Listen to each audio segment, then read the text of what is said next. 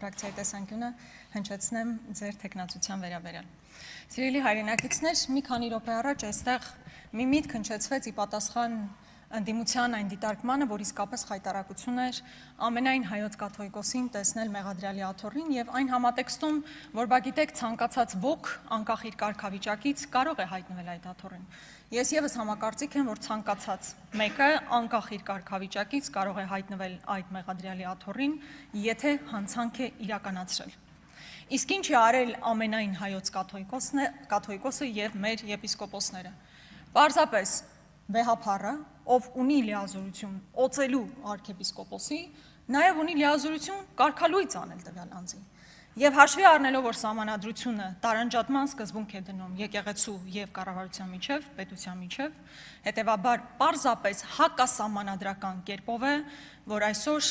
այդ խայտառակ ամոթի տեսարանին մենք ականատես եղանք։ Սիրելի հայրենակիցներ, ես ուզում եմ շատ կարճ նաև անդրադառնալ մի եզրույթի կարելի ասել, որ այս անցնող ամիսներին եւ կարծում եմ առաջիկա ժամանակահատվածում մեզ ուղեկցելու է։ Այն է հանրաքվե։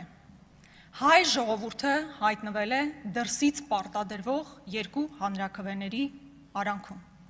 Մի դեպքում Ալիևի պարտադրանքով սահմանադրության փոփոխության հարցն է,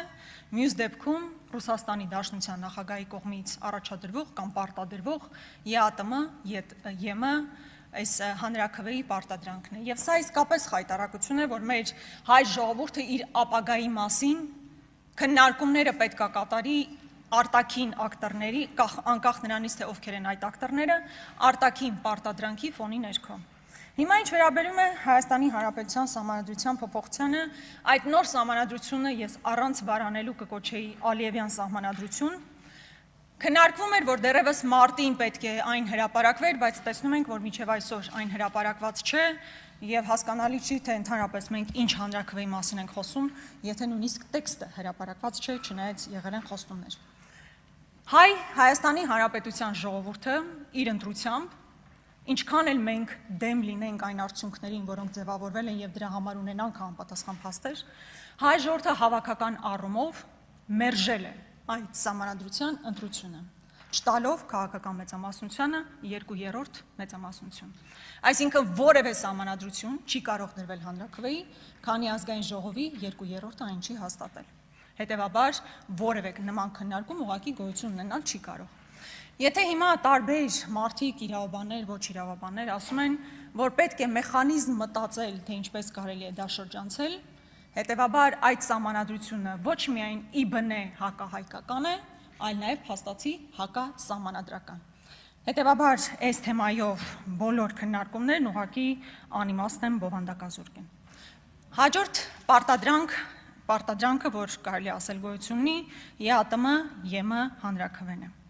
Նախորդ շաբաթվա վերջին շատ հետաքրքիր մի իրադարձություն է տեղի ունեցել, կարծում եմ շատ քննարկման հնարավորություն չենք ունեցել, որովհետև այլ հարցեր էին քննարկվում։ Մասնավորապես Նիկոլ Փաշինյանը ԵԱՏՄ նիստի ժամանակ, կարծում եմ բավականին ռացիոնալ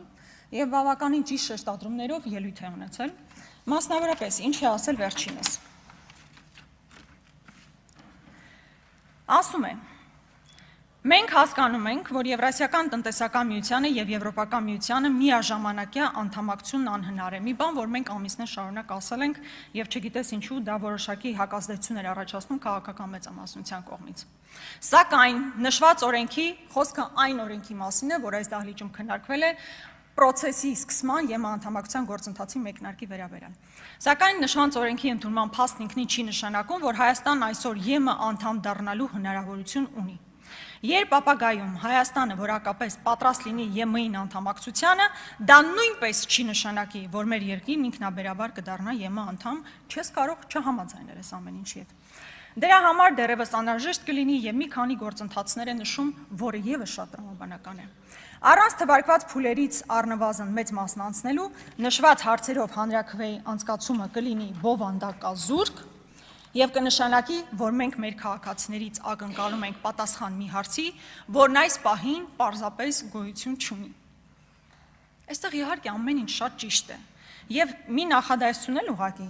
Դա կնշանակի, որ մենք ակնկալում ենք, որ Հայաստանի քաղաքացիներն ընտրություն կատարեն երկու այլընտրանքների միջև, որոնցից մեկը գոյություն չունի։ Եվ այդ գոյություն չունեցող այլընտրանքը իհարկե ԵՄ անդամակցությունն է։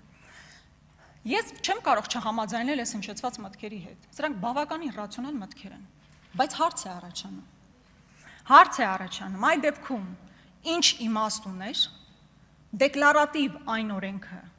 որով հայտարարվում է, որ մենք սկսում ենք ԵՄ անդամակցության գործընթացը ընդունել։ Եթե դա առաջացնում է խնդիրներ, հարցեր եւ չի տալիս լուծումներ, ինչ իմաստ ուներ այդ օրենքի քննարկումը, երբ հիմա Նիկոլ Փաշինյանն ասում է, որ ԵՄ ալտերնատիվ ուղղակի գոյություն չունի։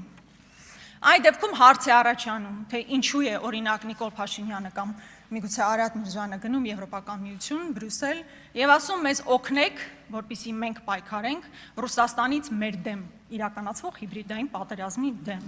Էդ էլ չենք հասկանում։ Կամ այն խոսույթը, որ դուք գիտեք, բա դուք ուզում եք գնա գուբերնիա, վատոնայնությամբ։ Ես կարծում եմ, որ եթե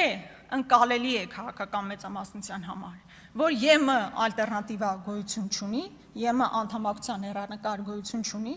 այդ դեպքում ինչու են ՀՄԵԿ-ի տաղավար հրավիրվում մարդիկ, ովքեր առավոտից երեկո, ում անունները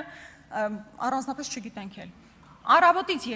երեկո խոսում նրա մասին, որ Ռուսաստանը թշնամի է եւ պետք է րոպե առաջ իրանցից պոկվել։ Այսօր փաստացի հազարավոր ընտանիքներ, հազարավոր մարդիկ կքածեն վարկերի տակ միայն ու միայն ձեր վարած քաղաքականության հետևանքով, որը ալտերնատիվա չէ, այսինքն ձեր գոյություն չունեցող ալտերնատիվայի համար այսօր հազարավոր մարդիկ իսկապես տուժում են։ Կարծում եմ առաջիկայում այս հարցերին անդրադառնալու հնարավորություն կունենանք, իսկ հիմա հարգելի պարոն Վարդևանյան։ Պարոն Վարդևանյանը լավ ընկեր է, լավ գործընկեր։ Ես անձամբ եմ տեսել, թե ինչպես է պարոն Վարդևանյանը ոչ միայն քաղաքացիների իրավունքները պաշտպանում, այլ ինչպես է նաև ներկայացնում Հայաստանի Հանրապետության շահը միջազգային տարբեր հարթակներում, մենք անձամբ բազմաթիվ հանդիպումներ ենք ունեցել միջազգային մեր գործընկերների հետ, որտեղ աներկբայորեն ես կարող եմ պնդել, որ լավագույնս մեր պետական եւ ազգային շահը ներկայացվել է պարոն Վարդևանյանի կողմից։ Ես շատ ցավում եմ, որ այս նախագահությունում երկրորդ արդեն ազգային ժողովն է, որ կին ներկայացուցիչ չի ունենա, սա շատ ցավալի արձանագրում է, բայց պարոն Վարդևանյան մի քանի բան կուզենայի ասել։ Ես շատ կուզենայի, որ դուք լինեիք ոչ միայն ուժեղ Հայաստան կամ խորհրդարանական ընդդիմության ներկայացուցիչը նախագահությունում, այլ ձեր խոսքով եւ կեցվածքով ներկայացնեիք յուրաքանչյուր ընդդիմադիր քաղաքացու։ Երկրորդը,